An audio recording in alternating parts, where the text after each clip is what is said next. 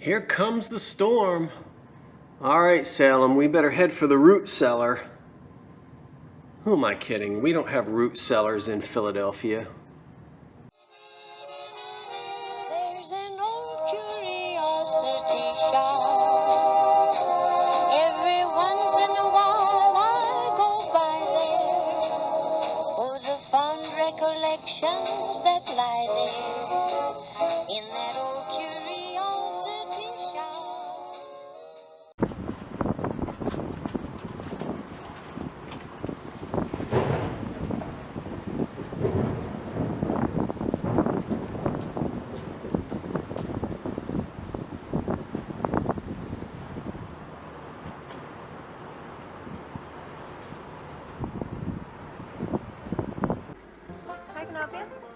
Hi, may I have a ham and egg wake-up wrap with no cheese on it? Anything else? Yes, a small iced coffee with cream and sugar. Okay. $4.78. Thank you. You're welcome. Oh, where's my mask? Hold on. I know they appreciate this. Okay. Where's my wallet? Thank you. We have special shopping hours for seniors to give our senior shoppers the opportunity to be here in a less crowded environment. To stay safe, we are so glad to see you back at Goodwill. Thanks for shopping with us today. Well, as you heard, they have special shopping hours for seniors, which I think is fantastic. And 2 more years and I'll get that 15% discount. I'm looking forward to it. Well, here's some of the Franciscan, but it's not the old stuff. It's made in England in, what, the 1980s or 90s? 1995, I think it says there. I'm going to go ahead and warn you, this is going to be pretty boring. There's not a whole lot to see in this store. Some nice china.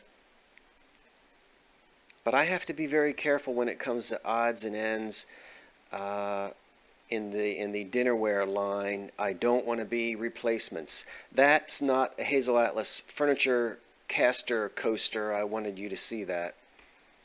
It's a new little votive candle thing. Anyway, what was I gonna? Oh, well, of course, you have to be selective when you're doing this for a business rather than just as a hobby, because otherwise you'll just take home a lot of stuff that maybe you're not that excited about reselling. Now here are some pieces from the old Curiosity Shop line of dishes, and I think you're going to see a few more pieces as I get down the line. But honestly, here's the plate. Now, a couple of wonderful subscribers have given me a few of these plates. I didn't buy this one because I'm not collecting a big place setting of this. I just like the few examples that have been sent to me, and that's plenty. There's a teacup in the design. As I said, this is going to be boring because I really didn't find anything in this particular store. It's one of those hit or miss kind of places. But I'll tell you what, when you find something good, you're awful happy that you stopped.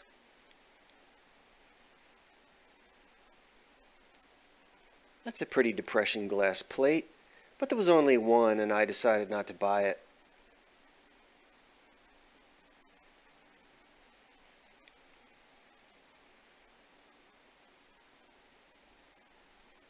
Little piece of Pyrex there. I know a lot of you like the ambiance of the store sounds, but the music was so loud we could have had a disco dance right there on the floor.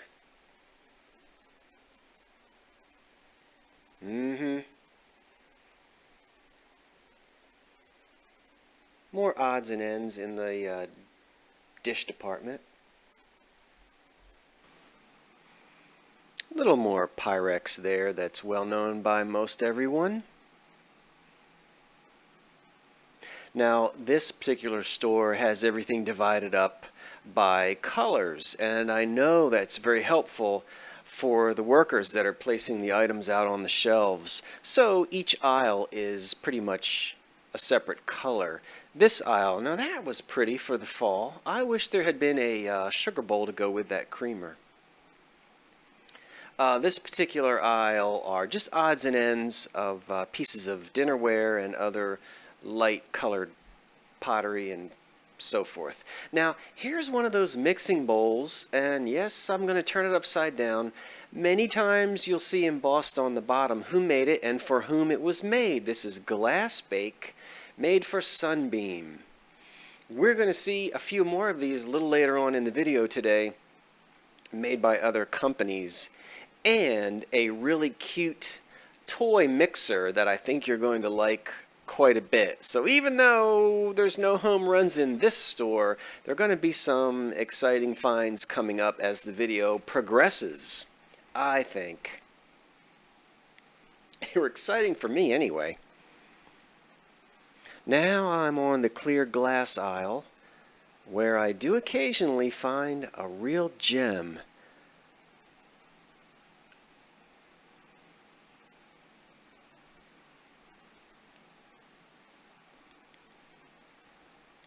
I'm trying to think of something witty to say, but I can't think of anything. How about this? What do you call cheese that doesn't belong to you? Nacho cheese. No, it's pretty bad. I'm just killing time. Here's more of that Cape Cod glass that I showed you a couple days ago. That was made for many years. Originally given away with Mother's Oats in 1932. I'm in the boutique section. Can you see behind me? So that means everything is very expensive. I can't afford it. Is this a mask or a bra?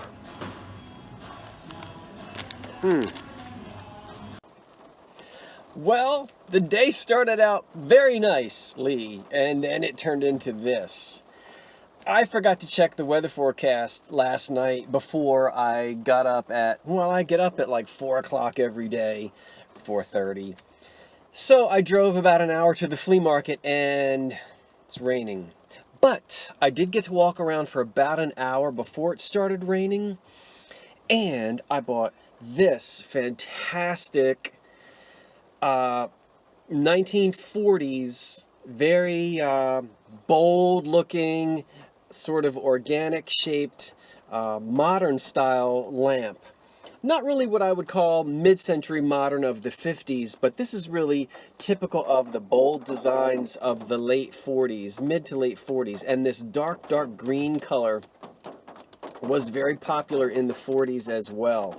So I had this same lamp, about a year ago, but maybe only about 10 inches. And this is well over a foot tall. So I took the harp off to make it easier to carry. And this is in excellent condition. I can't wait to get this all together and up for sale. I also have the original, this is the felt, original felt bottom, which goes on here. So that made it worth it being out in the rain just to get that, because I really like it. Then I also bought 2 of these, and this is the anchor hocking sandwich pattern. I feel like I'm shouting because I don't know how loud the raindrops are. I bought 2 vases, and these were $2 each. The second one is in the bag. Sandwich pattern anchor hocking, this is their forest green color, and these were popular in the 1950s. I can probably sell the pair of these for about $25.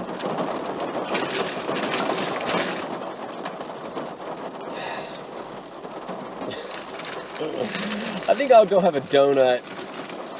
Why not? And then go to a few more shops and do some filming and show you what I've purchased. So, thanks for watching, everyone. Okay everyone, I can't wait to show you what I just found in the Goodwill store. So even though I'm in this 110 sweltering car, I'm gonna show you anyway right now because you won't believe it. And well, the price tag is on it, so I'll show you. Now let me very carefully pull this out. I didn't completely take it out of the bag, so I'm still kind of holding my breath that we are chip free here. Let's see, $2.49, and I'm holding the camera with one hand and I'm gonna split this bag open with the other. Pardon the light, I will put it up in the sun for you to see as soon as I get this bag ripped open. Why don't I put the phone down and do this correctly? Okay, I think I've got it open. So I'm very carefully going to pull these out. There's one. Oh my goodness, are you kidding? And here's two. Now let me get these up in the sunlight, but examine them first. Lots of glaze crazing, which is not a problem. No chips at the top. How delicate this is, and it is not chipped. Okay, there's one base chip on the bottom, which isn't really seen, hardly seen from the base. Not a big deal. You know what that stands for? Yes, you do. Oh, can you believe it? Look at this one. Now this one looks perfect. Perfect. Nothing wrong with the bottom or the top. Wow. Okay, that ink stamp right there, that R, and what you can't really see is there's also, well, it's Roseville. This is the stamp that Roseville used, Roseville in business, Zanesville, Ohio, from the 1890s, I think they got started. And from, oh, I'm not going to get these dates right, so don't quote me, but this particular stamp underneath is what was used from about 1910, 1912 into the mid-1920s. So don't worry about not seeing the word Roseville printed on the bottom. And oh yes, this is the real thing. These are not cheap knockoffs from China. That's it. Okay, so there they are, Roseville candlesticks. Other than crazing of the glaze, which we do expect or we do find and wouldn't be considered damage, there's just that one little, that's not a chip there, there's that one little nick out of the bottom which you don't really see when they're standing in place. Now I've got to clean them, they're dirty. But can you imagine these things being tossed together in this plastic bag, and here they have survived. So, about 100 years old, Roseville candlesticks. Really exciting to find an early pair. Pretty colors. Boy, that sure did make going out in the heat today all worth it. I'm going to keep shopping, and I'm glad you're with me. Let's go see what else we can find. I'm on a roll today. Okay, here are a few more of the mixing bowls. Now, this one is Hamilton Beach. You'll notice that it's in that custard color. Hamilton Beach, yes, mixers. I like this custard color, or sometimes called French ivory. Sells a little bit better than the plain white bowls. That one had no name on it. Here's another one also that's white, and I think that one says Hamilton Beach. Probably this style dates to the mid-40s into the 1950s. The custard colored ones are a little earlier, and then of course the jadeite bowls are the most sought after. So here's another one in either French ivory or custard by Hamilton Beach. They were a little pricey in this particular store and didn't buy them.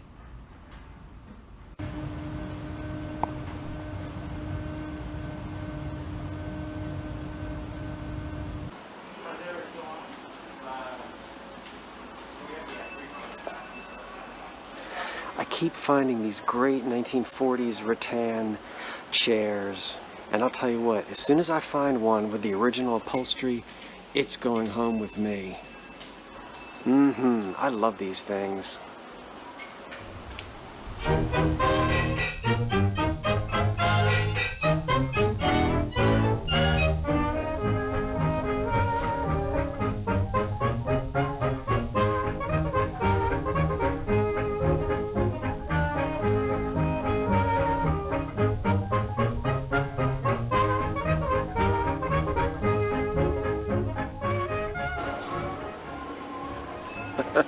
Now this is just funny to me. It's pretty. It's a little ceramic basket made in Portugal, and it's all hand painted. The Goodwill is asking $4 for it, but someone finally gave up in their antique shop when they couldn't sell it. And let's look at the price tag. $25. Very collectible. Oh, that's funny to me. Okay, everybody, look at this. Now, when I say this is the kind of thing that makes it exciting for me to get up at 5 o'clock in the morning, I'm not exaggerating. I just bought this in the Goodwill store, and a lot of you will recognize it right away as a piece of late Victorian Eastlake furniture, well, shelf. Now, Eastlake is named after the English, let's see, he was an architect and a furniture designer, Charles Eastlake. And in the late 1860s, he wrote a book, published a book in England, and I always get the title wrong because it's one of the longest titles, so don't quote me. But it's loosely hints and tips on household furniture, upholstery, and something. Well, it was a big influence in England, and the book was published here in the United States in the early 1870s.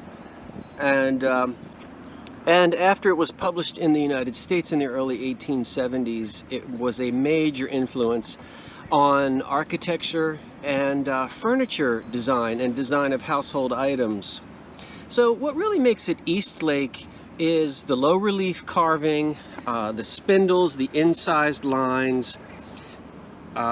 It can be very busy, Eastlake furniture, and complicated in its design, but it was meant to be, believe it or not, easy to clean and, excuse me, not as big and heavy and oppressive as some of the Victorian, mid-Victorian furniture popular before it. Now this little shelf here is not big enough to be a clock shelf. This is, excuse me, all original here. This is actually a tin panel here that's been painted. That's the original paint. We can see it's split down here at the bottom. I'm going to be able to glue that, and you'll almost never know that it was split. But look how wonderful the condition is on this tin panel here on the front. There's even some alligatoring there, which I love. And if we turn this around to the back, this is all just typical of Eastlake style, really just textbook. You can see I paid $6 for it. This is the original piece of wood which is holding on the tin plate. Look at even the square nails are still there. That one's about to fall out. I don't know if you can see it.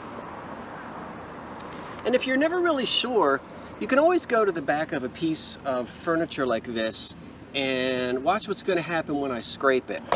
Well, don't move. Okay, ready? Here we go. See that?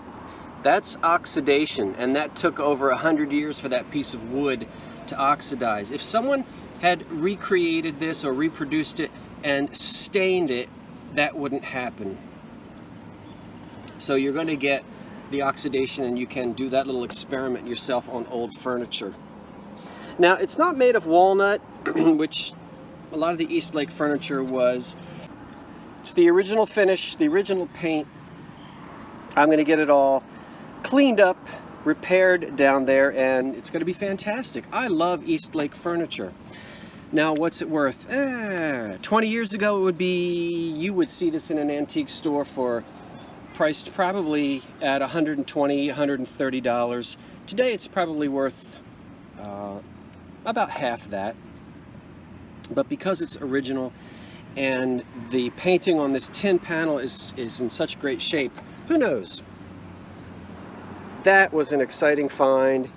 100-year-old, well, let's see, more than that. This would date to the 1870s into the early 1880s. I love it. Well, what a great day. I'm back. I found lots of things to show you, and I'm going to actually do that right now instead of waiting until I get inside. Now, I'm not going to show you everything. You're going to have to wait for a few of the items, but I'm just too excited to hold back. Now, I don't know the name of this pattern. I know you mid-century folks do. There's nothing on the bottom. You can see I paid 50 cents for it because yellow was half price. So somebody who's into the mid-century, go ahead and tell me so that I don't have to look it up because I can't remember. But it's a creamer, and that's a really great mid-century design. I can't believe I just found another one of these. First time I think I've ever found one in blue. I find them in green all the time. In fact, there's one in green for sale right now in the shop. But this is the blue patinite, hazel atlas platinite creamer that originally came in 4 colors, and they called this gay. The set was called Gay Rainbow. Now this, I knew before I turned this upside down, I knew what the mark was going to look like underneath just by the color and the glaze, because I see the frog all the time. Now this is 1930s, made in Japan. I have never seen the hippopotamus. And I just did a quick, it's dirty, I just did a quick look. There are none currently for sale on eBay, and there are no sales of these in the last 90 days. So that helps me know, not so easy to find, and I've never seen the hippopotamus before. The green frog quite often, but not the hippo. That's the Made in Japan mark on the bottom. I can't remember which importer that is. There were so many of them, and but we'll talk more about him after I get the dirt off of him. Now, 2 more things I'm going to show you, and the rest you're just going to have to wait. Wait till you see this. No, that'll be the last thing I'll show you. So do you remember there were a bunch of like vintage toys for young girls, would have been for girls in the 1950s. They were priced a little high, but everything went on half price. Now some of them were pretty beat up and rusted and still out of the price range I wanted to pay. But I did buy this because that mixer right there, that's the classic, I think that's the Sunbeam Mixmaster. Anyway, they put it on a postage stamp here in the US a couple of years ago, more than a couple, just as an example of wonderful industrial design. The one that's on the stamp is the 1930s cream and green. These are the updated colors of the 50s, which is white and black. And it's a salt and pepper shaker, and you're allowed to put sugar in the bowl. And there it is. How cute is that? Right out of the 1950s, and this is made in the USA. This is not a Japanese toy. So I paid $9 for it, but I think it's going to do really well because it's in such good shape and it's in the original box. Now look at this. Do you not love this? Now, you know, I love the deco of the 20s and 30s, but this, how could I say no? It's a tin Japanese toy. It is made, it's got to be very late 50s or sometime during the 1960s. And it has an on-off switch back here, so it actually lights up. It's filthy, it's rusty on the inside, and it's probably going to need some rewiring work. But I'm going to clean it, put some sweat equity into it, and wire it up. Look at all that dirt. Even the hood comes up. You think the cat could fit in this? Anyway, can you imagine? This is so cool, and there's so much you could do with it. I mean, I would turn it on and even stick it in the middle of the dining room table. Do you know someone who is a stylist, an old-fashioned hairdresser, we used to say years ago, but a stylist today? What a great gift that would be. It's so kitschy 1960s. I could not say no to that. Wait till you see it all lit up. Okay, I'm ready to get out of this hot car. Thanks for coming along with me. None of this stuff is ready for sale. It all will be, and you'll know it when it appears on a kitchen counter thrift haul. And there's more I didn't even show you. So thanks for hanging out with me today. I hope that you'll like, comment, and subscribe, and come and see me again in the old curiosity shop. I'm Scott saying thanks for watching, and so long for now. Take it away, Salem.